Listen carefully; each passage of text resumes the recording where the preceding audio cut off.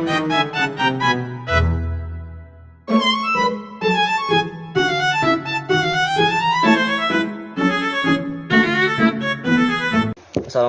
selamat pagi Ibu Astuti Samosir MPD selaku dosen pengampu mata kuliah menulis.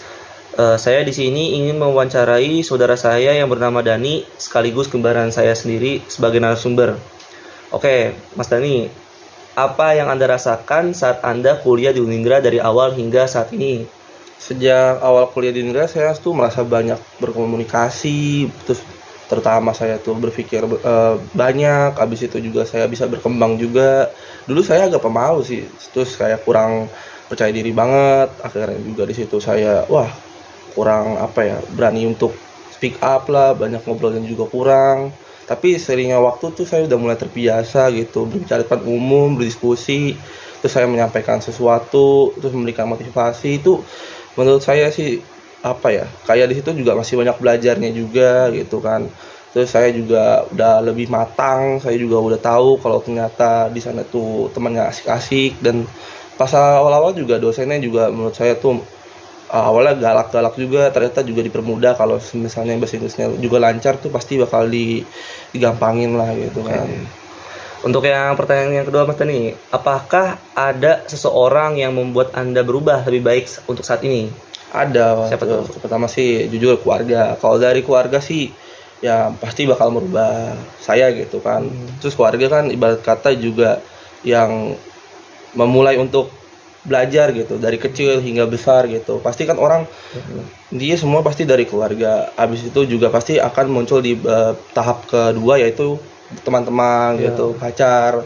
Saya jujur pribadi saya tuh dari pacar saya sendiri yaitu yang di bahasa Inggris itu saya juga banyak belajarnya. Kayak di dunia luar tuh ternyata gak gampang sih menurut saya gitu kan. Di dunia luar kan kita banyak banget berkomunikasi, terus berinteraksi gitu. Orang-orang di sana tuh pasti kayak kalau lu nggak bisa ngobrol, nggak bisa berkomunikasi, nggak bisa berteman gitu, berrelasi, pasti lu nggak bakal tahu kalau di dunia luar tuh kayak gimana gitu. Untuk yang ketiga, keputusan terbesar apa yang pernah Anda ambil saat itu? Waktu itu sih kan saya dulu kerja sambil kuliah. Pas dipikir-pikir, saya waktu itu kerja sambil kuliah itu nggak gampang.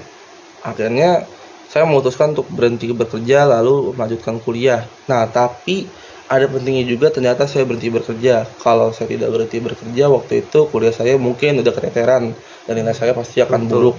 Itu juga bisa membuat mata kuliah saya mengulang lagi, ya kan semua orang juga pasti berpikir kalau kerja sambil kuliah itu kan enak, waktu itu dapat uang juga, dapat ilmu juga kan. Nah, itu disitulah yang membuat diri kita enak. Tapi awal emang enak, tapi nanti di tengah-tengah nanti kita bakal mikir siapa yang bakal kita pilih nih, pekerjaan atau perkuliahan, karena ini kan pendidikan beda buat dunia umum pekerjaan ya.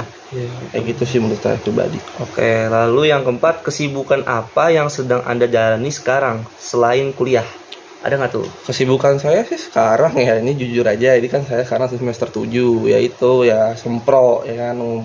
Saya udah harus mencari artikel, sumber-sumber juga. Itu kan menurut saya pusing juga. Tapi saya juga jujur sih sambil jual beli aja sih sekarang, nggak ngapa-ngapain. Dan untuk jual belinya itu ya barang lah pokoknya. Oke, yang kelima, kenangan apa yang membuat Anda teringat sampai saat ini? Kenangan apa tuh? Kenangan saya sih dulu punya banyak teman, terus saya juga sering bermain sama teman-teman gitu kan. Terus teman-teman saya juga banyak yang baik-baik, tapi semuanya sekarang udah hilang sih. Udah susah lah kalau cari. Oke, yang untuk keenam, bisakah Anda ceritakan saat masa kecil Anda? Gimana tuh masa kecil Anda? Kalau dulu masa kecil saya tuh dibilang bahagia. Ada juga di mana di titik itu saya juga merasa sakit hati, yaitu dengan keluarga. Tapi itulah yang namanya pendidikan dari keluarga. Ketika keluarga lo mendidik lo untuk menjadi yang lebih baik, mungkin lo berpikir kalau itu adalah kekerasan gitu bagi lo gitu. Tapi ternyata itu bukan, itu adalah suatu ketegasan untuk kita dan saudara-saudara kita gitu. Kalau kita tuh artinya kita masih butuh banyak belajarnya gitu dari keluarga kita, karena keluarga kita sendiri kan pasti bakal ngebantu kita untuk yang lebih baik, untuk menjadi yang lebih tangguh gitu. Karena gak semua apa-apa itu instan gitu. Benar Apa-apa sih. kita akan banyak belajarnya juga Iya. gitu. Orang nggak semudah itu yang lu kira dunia luar cuma keluar abis itu ketemu, nggak mungkin langsung bisa berteman gitu. Oh, iya Pasti sih. untuk di situ kan itu bertahap gitu, berkenalan dulu, berteman dulu, lalu bisa bercanda-canda. Oke. Lalu yang ketujuh nih, sebelum Anda kuliah, apakah Anda pernah bekerja? Yang seperti saya ceritakan sebelumnya tadi, saya pernah bekerja itu ya di Burger King waktu itu. Itu pengalaman saya sih nggak terlalu banyak ya, itu juga cuma sampai 2 tahun dan saya akhirnya berhenti. Tapi dari pekerjaan itu saya sih punya teman, tapi temennya nggak terlalu enak ya kan. Teman saya juga di sana banyak yang nggak bisa bantu saya, padahal saya masih banyak belajarnya. Di sana juga orangnya juga ya ramah-ramah baik-baik lah, tapi ya gitu solidaritasnya juga kurang menurut saya pribadi, karena saya di situ harus banyak beradaptasi untuk pekerjaan itu. Oke, betul sih. Oke, lalu yang ke-8, kenapa akhirnya Anda memutuskan untuk kuliah dan mengambil jurusan pendidikan bahasa Inggris? Kenapa tuh harus bahasa Inggris? Awalnya sih jujur aja itu dari orang tua ya kan. Orang tua tuh menyuruh saya untuk masuk bahasa Inggris karena kan dari kakak saya sendiri.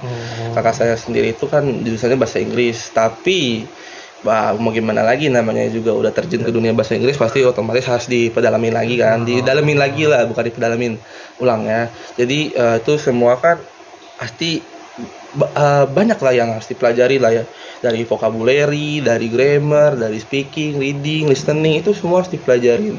Saya juga masih bertahap lah kalau bisa dibilang, karena menurut saya sih itu mudah-mudah saja, karena kan yang namanya belajar kan semuanya kan dari awal hingga akhir. Oh, oke, benar-benar sih. Apa sih yang ingin lu tuju gitu? Jika lu kalau lu nggak mau belajar, pasti lu gak bakal punya skill untuk kedepannya gitu. Oh, iya sih, benar-benar.